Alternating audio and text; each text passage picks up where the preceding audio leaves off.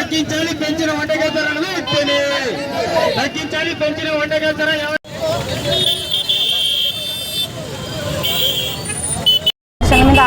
ఎలక్షన్ల ముందర హామీలుగా ప్రకారంగా ఇచ్చిన ప్రకారంగా చంద్రబాబు నాయుడు సంవత్సరానికి 3 సిలిండర్ ఫ్రీ ఇస్తానని చెప్పి ఇప్పుడు గ్యాస్ పైన 50 రూపాయలు పన్నులు వేస్తూ పేదవాళ్ళని చాలా ఇబ్బందులు పెడుతున్నాడు చంద్రబాబు నాయుడు గారు మాకు వద్దని మేము మహిళా సమాఖ్యమే కోరుకుంటున్నాము.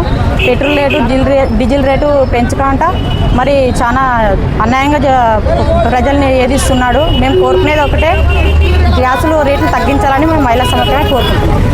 నా పేరు ఈరమ్మ. రాష్ట్ర ప్రభుత్వాలు ప్రజలపైన విపరీతమైనటువంటి భారాలు వేయడంతో ప్రధానంగా మొన్నటి రోజున గ్యాస్ సిలిండర్ పైన దాదాపు 50 రూపాయలు పెంచడం జరిగింది.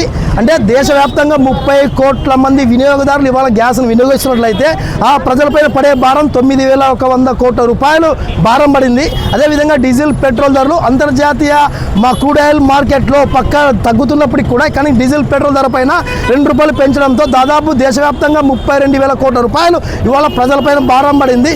రాష్ట్రమైనటువంటి ఉజ్వల పథకం కానీ దీపం పథకం కానీ గృహిణులు వినియోగిస్తున్నటువంటి ఈ యొక్క సిలిండర్ పైన దాదాపు 1.50 లక్షల 1.5 కోట్ల మంది ఈరోజు వినియోగిస్తున్న వాటిపై కూడా అదనపు భారాలు పడుతున్నాయి. కాబట్టి కేంద్ర ప్రభుత్వ రాష్ట్ర ప్రభుత్వం ఒకటే విజ్ఞప్తి చేస్తున్నాం, ఎన్నికల ముందు ప్రజలపై ఎటువంటి భారాలు మోపినటువంటి ఈ యొక్క పాలక ప్రభుత్వాలు అధికారంకి ఎక్కిన తర్వాత మొత్తం కూడా భారాలు మోపుతున్నారు.